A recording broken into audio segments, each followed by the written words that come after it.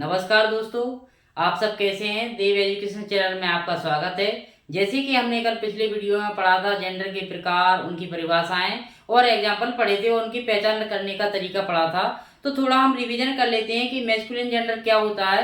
तो masculine gender में क्या होता है कि मतलब मेल को शो करते हैं, मतलब पुरुष जाति का बोध कराते हैं। उन शब्दों को हम क्या कहते हैं, मैस्कुलिन जेंडर कहते हैं। अब फेमिनिन के बारे में बात करें तो फेमिनिन क्या होता है कि जो फीमेल का बोध कराएं। किसका बोध कराएं? तो स्त्री जाति का बोध कराएं। उन शब्दों को हम किसके अंतर्गत रखेंगे? फेमिनिन जेंडर के अंतर्गत रखेंगे। अब साथ में एक और था अपना तीसरा, कॉमन जेंडर। तो कॉमन जेंडर का मतलब होता है उभयलिंग। क्या होता है? उभयलिंग होता है। उभय का अर्थ होता है दोनों, यानी कि जो स्त्री जाति और पुरुष जाति दोनों का बोध कराएं, उसे हम कॉमन जेंडर के अंतर्गत रखेंगे। जैसे कि टीचर हुआ, अपना प्रिंसिपल हुआ, स्टूडेंट हुआ, पेशेंट हुआ, चाइल्ड हुआ, ये क्या है? अपने कॉमन जेंडर है, क्योंकि इनसे हमें स्पष्ट हो रहा है कि इसमें मेल भी हो सकता है, फीमेल भी हो सकता है। मतलब इसका है कि मतलब दोनों का बोध कराएं, उन्हें हम किसके अंतर्गत रखेंगे? कॉमन जेंडर के अंतर्गत रखेंगे। और अपना ये चौथा प्रकार था न्यूट्रल जेंडर। तो इसमें क्या होता है, जो निर्जीव वस्तुएं होती है, नॉन लिविंग थिंग होती हैं, उनको हम न्यूट्रल जेंडर के अंतर्गत रखते हैं। जैसे स्टोन हुआ, वाटर हुआ, और भी चीजें हैं, चेयर, रूम, ऐसे बहुत सारे एग्जाम्पल हो जाएंगे। तो हमने कल पिछले वीडियो में ये पढ़ा था कि जेंडर कितने प्रकार के होते हैं। There are 4 types of gender, यानी कि 4 प्रकार के जेंडर होते हैं। कौन कौन से पढ़ा था हमने? Masculine gender, feminine gender, common gender और न्यूट्रल जेंडर। तो ये 4 प्रकार के मुख्य रूप से जेंडर होते हैं। लेकिन आज इस वीडियो में पढ़ेंगे हम जेंडर बदलना, मतलब मैस्कुलिन जेंडर से फेमिनिन जेंडर हम कैसे बदलें, कुछ नियम बदलें, कुछ शब्द बदलें, कुछ उपसर्ग जोड़ें, वो हम इसमें देखेंगे। तो आइए वीडियो को शुरू करते हैं। इसमें दिया गया है कि मैस्कुलिन जेंडर से फेमिनिन जेंडर बनाने के नियम, मतलब हम मैस्कुलिन जेंडर से फेमिनिन जेंडर बना रहे हैं, उसके कुछ नियम है, शॉर्ट वो याद करेंगे। तो इसमें दिया है पहला नियम कि कुछ शब्दों में ई डबल एस जोड़कर, क्या जोड़कर? ई डबल एस जोड़कर हम क्या बनाते हैं? मैस्कुलिन जेंडर से फेमिनिन जेंडर बनाते हैं। एग्जाम्पल के थ्रू हम समझेंगे। जैसे मैस्कुलिन का अर्थ क्या होता है? पुल्लिंग। क्या होता है? पुल्लिंग होता है। ये भी हमें समझ के चलना है। तो मैस्कुलिन का अर्थ क्या हुआ? पुल्लिंग हुआ। फेमिनिन का अर्थ हुआ स्त्रीलिंग। क्या हुआ? स्त्रीलिंग हुआ। तो इससे हमें स्पष्ट हो रहा है कि पुल्लिंग मतलब पुरुष जाति का बोध कराएं और स्त्री का मतलब फीमेल का बोध कराएं, उन्हें हम क्या कहते हैं? फेमिनिन जेंडर कहते हैं। जैसे गॉड, गॉड मीन्स भगवान, गॉडेस मीन्स देवी है। तो इसमें क्या जुड़ गया है? ई डबल एस जुड़ गया है। क्या जुड़ गया है? ई डबल एस जुड़ गया है। एक्टर, इसमें भी ई डबल एस जुड़ा है। यानी हम ई डबल एस से पहचान कर सकते हैं कि ये कौन सा जेंडर है? फेमिनिन जेंडर है। टाइगर में क्या जुड़ा है? ई एस जुड़ा है। तो ये कौन सा जेंडर हो गया अपना? फेमिनिन जेंडर, यानी कि स्त्रीलिंग हो गया।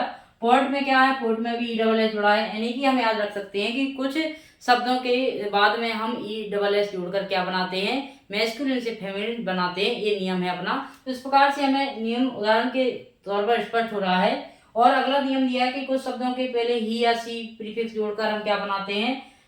मैस्कुलिन से फेमिनिन बनाते हैं। यानी मैस्कुलिन की पहचान हम ही से कर लेंगे और फेमिनिन की पहचान हम सी से कर लेंगे। जैसे इसमें लिखा है ही गोट, तो ही गोट मीन्स बकरा होता है, यानी कि ये मेल का बोध करा रहा है। और जो सी गोट है वो किसका बोध करा रहा है? फीमेल का बोध करा रहा है, यानी स्त्रीलिंग का बोध करा रहा है। तो हम ही से हम मैस्कुलिन की पहचान करेंगे और सी से हम किसकी पहचान करेंगे? फेमिनिन की पहचान करेंगे।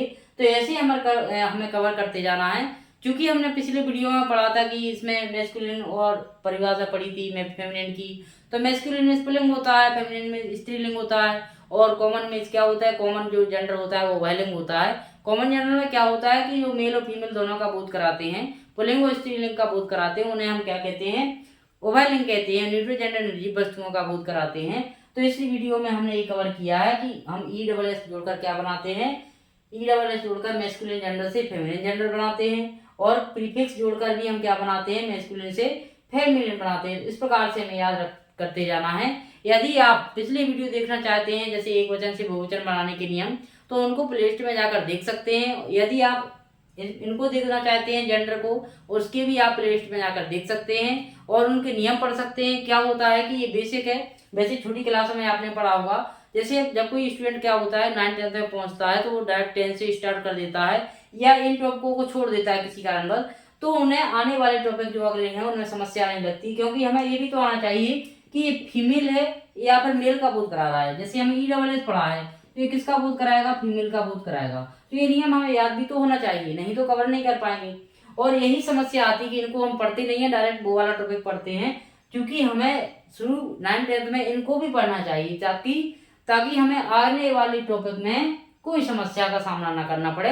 तो आप इनको नियम को पढ़ें, बिल्कुल बेसिक से पढ़ रहे हैं, चाहे आपकी 10th क्लास हो, 9th 12th हो, कुछ भी हो, बिल्कुल बेसिक से पढ़ें। यदि आपने पिछली क्लासों में नहीं पढ़ा है तो आप वीडियो देखकर उनको कवर कर सकते हैं और बेसिक क्लियर कर सकते हैं। यदि आपका बेसिक यानी कि नींव अच्छा है तो आप हर क्लास में इंग्लिश को आप आसान कर सकते हैं और इंग्लिश को आसान करने के साथ साथ उसको समझ सकते हैं और बिना रटे। ऐसा नहीं कि 4 एग्जाम्पल है तो 4 ही को रट के चले तो ये कवर हो जाएगा, नहीं। यदि आप रिवीजन करेंगे या नियम याद करेंगे तो बिल्कुल आपके कई एग्जाम्पल क्लियर हो जाएंगे और किसी प्रकार की समस्या का सामना नहीं करना पड़ेगा। इसी प्रकार यदि आपको हमारे वीडियो अच्छे लगते हैं तो कमेंट करें, शेयर करें और चैनल को सब्सक्राइब करें। Thank you for watching.